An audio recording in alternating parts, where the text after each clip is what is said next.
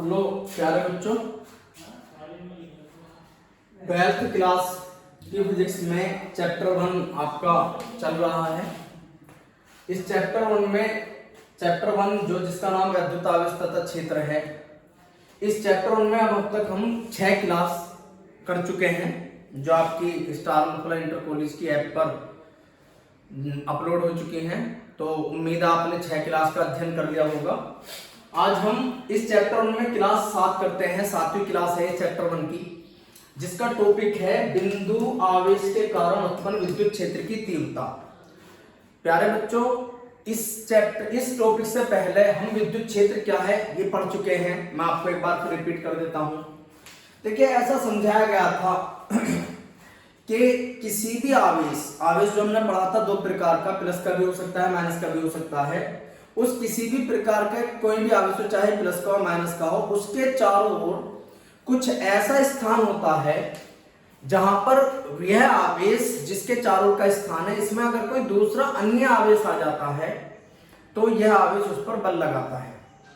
तो हमने कहा था किसी आवेश के चारों ओर के ऐसे स्थान को जिसमें कोई अन्य आवेश आकर्षण या प्रतिकर्षण के बल का अनुभव करता है। ये जो बात मैं बोल रहा हूं, ये चैप्टर से पहले जो क्लास है क्लास 6, उसमें हम स्टडी कर चुके हैं। क्लास 6 आप देख लीजिए, उसमें हम पढ़ चुके हैं।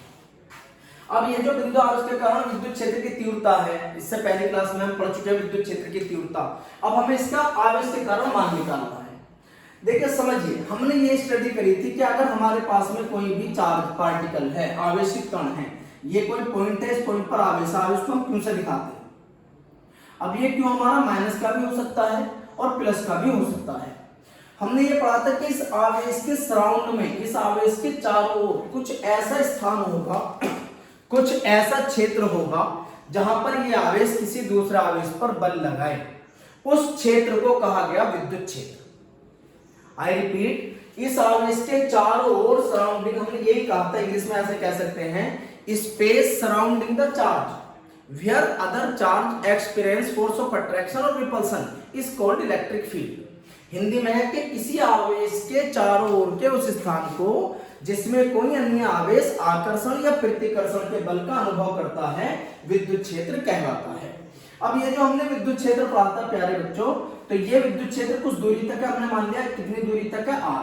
इट मींस, इसका मतलब ये होता है कि ये एक आवेश है कि इसका विद्युत क्षेत्र r दूरी तक। अगर इस r दूरी के स्थान में कोई अन्य आवेश आ जाता है तो ये आवेश उस वाले आवेश पर बल कार्य करेगा, ये आवेश उस वाले आवेश पर बल लगाएगा। इस स्थान को विद्युत क्षेत्र कहा गया। क्या लगाएगा? बल।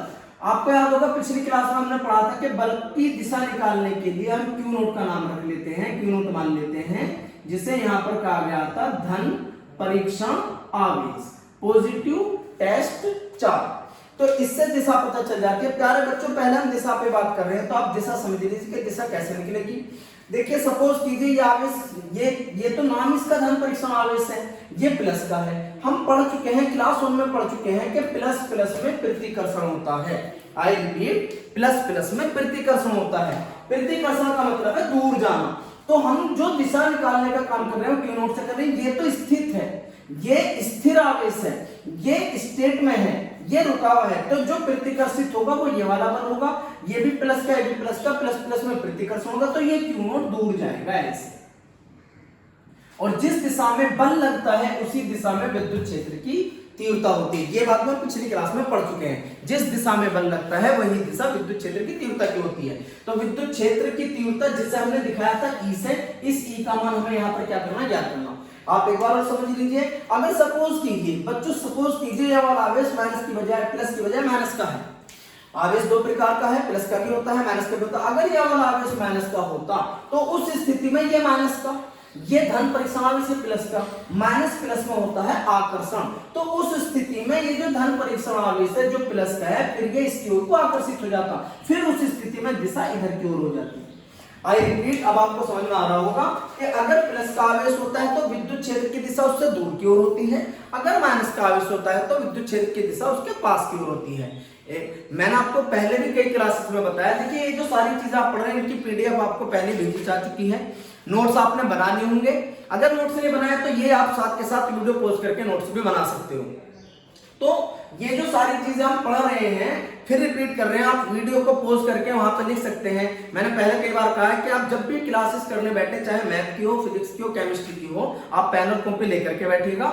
जो चीजें समझ में आ रही है उन्हें नोट करते जाइएगा, जो समझ में नहीं आ रहा उसे भी अलग नोट करते जाइएगा, और जो समझ में नहीं आ रहा वो आप क्वेरी में मुझसे पूछ सकते हैं। तो ये जो धन परीक्षण आवेश है, इससे दिशा पता चलती है, इससे विद्युत क्षेत्र का परीक्षण हो जाता है। तो अगर ये आवेश माइनस का है तो विद्युत क्षेत्र इसकी ओर को होगा, माइनस वाले की ओर को होगी विद्युत क्षेत्र की दिशा, और अगर प्लस का है तो विद्युत क्षेत्र इससे दूर की ओर होगा। सपोज कीजिए हम प्लस का मान के चल रहे हैं तो विद्युत क्षेत्र की दिशा फिर दूर की ओर होगी, ये वाली होगी। कैसे निकले आप समझ गए, प्रतिकर्षण के कारण। अब हमें सी का मान निकालना। प्यारे बच्चों, अगर आपको ध्यान हो ई का फॉर्मूला हम पिछली क्लास में पढ़े हैं, F upon Q not. F को कहते हैं बल। तो यहां से आपको एक चीज समझ में आ रही होगी कि ई की वैल्यू निकालने के लिए जी बल की वैल्यू निकालनी पड़ेगी। तो ई का मान जब निकलेगा जब हमें पहले बल का मान पता होगा। तो हमें ई का मान निकालने से पहले, ई का मान निकालने के लिए सबसे पहले बल निकालना पड़ेगा। और हमने बल निकालने के लिए बच्चों अब तक इस चैप्टर में, क्योंकि आवेश है, एक आवेश दूसरे आवेश पर बल लगाता है, और वो आवेश दूसरे आवेश पर जो बल लगाता है उसका मान निकलता है किससे, कूलाम के नियम से। कूलाम का नियम हम पढ़ चुके हैं पहली दूसरी क्लास में ही, जिसका फॉर्मूला है F बराबर 1/4 पाई एप्सिलॉन नॉट। इसे बोलते हैं epsilon not, Q1 Q2 upon R square. ये सूत्र है इसका, कूलाम के नियम का, पढ़ चुके होंगे। आपको मैं याद दिलाता हूं, तो ऐसा भी मैंने पढ़ा है, आप मेरी वीडियो देख सकते हैं, मेरी क्लासेस देख सकते हैं, कि अगर हम यहाँ पर K लगा दें तो भी ये फॉर्मूला सही है। प्यारे बच्चों, K का नाम है परावैद्युतांक।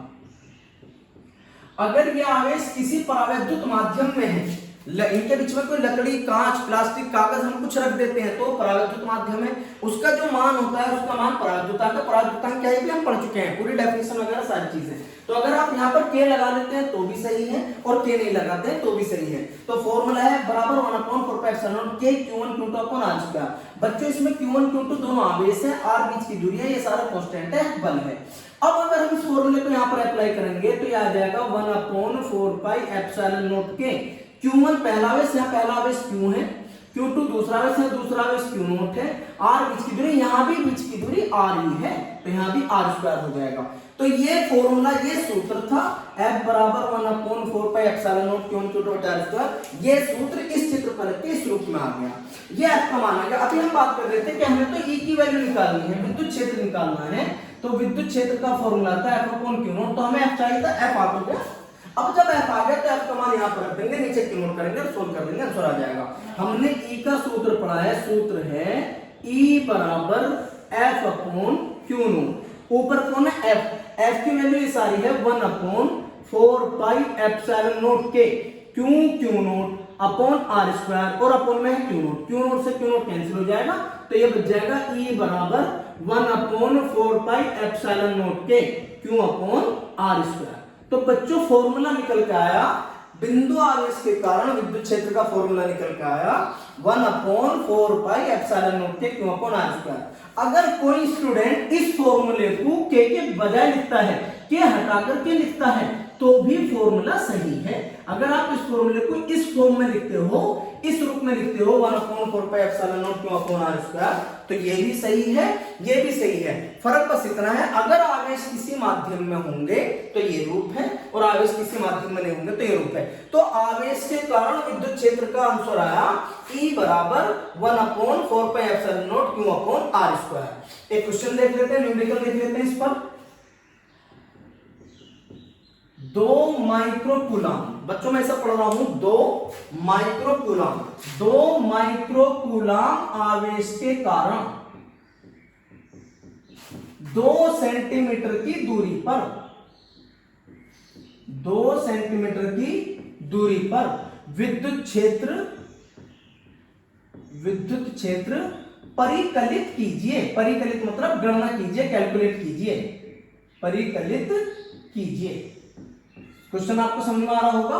क्वेश्चन ये है 2 माइक्रोकूलम आवेश, कितना आवेश है, 2 माइक्रोकूलम। आवेश को हम Q से दिखाते हैं, तो Q का मान तो हो गया 2 माइक्रोकूलम। आप जानते हैं, बहुत पहले उससे चैप्टर से पहली क्लास से पढ़ते हुए आ रहे हैं, माइक्रो का मतलब 10 की पावर -6। तो जहां माइक्रो होता है वहां पर 10 की पावर -6 लगाते हैं कूलम। तो जहां भी माइक्रो होगा बच्चों, जहां भी माइक्रो होगा वहां पर 10 की पावर -6 लगेगा। कितनी दूरी है? 2 सेंटीमीटर की दूरी। बच्चों अभी हमने पढ़ा है दूरी को किससे दिखा रहे हैं? आर से।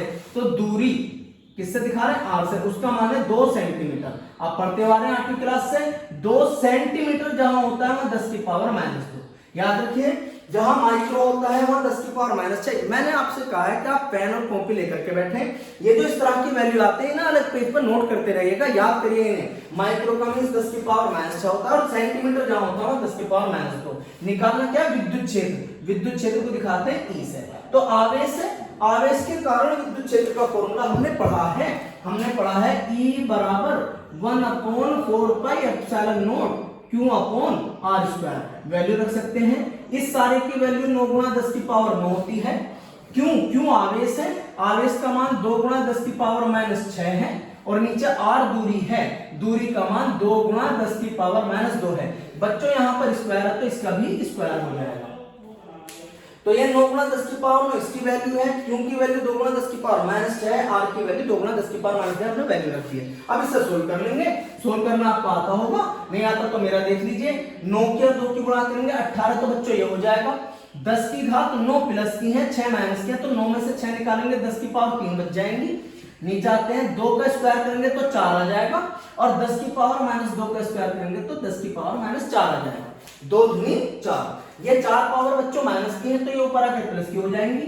ये हो जाएगा 18 गुणा 10 की पावर 3 और गुणा में 10 की पावर 4। ये 10 की पावर 4 नीचे साइन है, यहां से ऊपर चली गई है, माइनस की तो ऊपर आके प्लस की हो जाती है और नीचे बच जाता है 4। आप 4 से भाग कर सकते हैं। 18 को 4 से 16, 4 पंजे 20, तो ये आ जाएगा आपका 4.5। 3 पावर ये है, 4 ये है, 10 की पावर 7 न्यूटन प्रति कूलम। तो बिंदु आवेश के कारण जो हमने टॉपिक पढ़ा वो पढ़ा बिंदु आवेश के कारण विद्युत क्षेत्र की तीव्रता। तो अगर कोई आवेश है उसके चारों ओर कुछ विद्युत क्षेत्र होता ही है तो उस विद्युत क्षेत्र का मान निकालने के लिए हम फॉर्मूला यूज करेंगे E बराबर 1/4 पाई एप्सिलॉन नॉट K। मैंने अभी आपको बताया K वाला भी यूज कर सकते हैं, बगैर K का भी यूज कर सकते हैं। तो E बराबर 1/4 pi epsilon K Q upon R square. E बराबर 1/4 pi epsilon K Q upon R square. कोई सा भी यूज कर सकते हैं, वो डिपेंड करेगा हमारे सवाल पर। इस तरह के न्यूमेरिकल आपके बोर्ड एग्जाम में आ सकते हैं, आप इनकी प्रैक्टिस करिए। आपकी किताब में इसको उदाहरण भी है। ये टॉपिक आप दोबारा वीडियो को पॉज करके दोबारा स्टॉप करके दोबारा जो है अपना सारी चीजों को एक बार रिपीट करिएगा, समझिएगा। इससे आगे चलते हैं। आप देखिए ये हम पिछली क्लास में पढ़ चुके हैं कि इसमें दिशा भी हम समझ रहे थे कि इसमें दिशा होती है, ई में दिशा होती है। ई को जिसको हिंदी में कह रहे हैं कि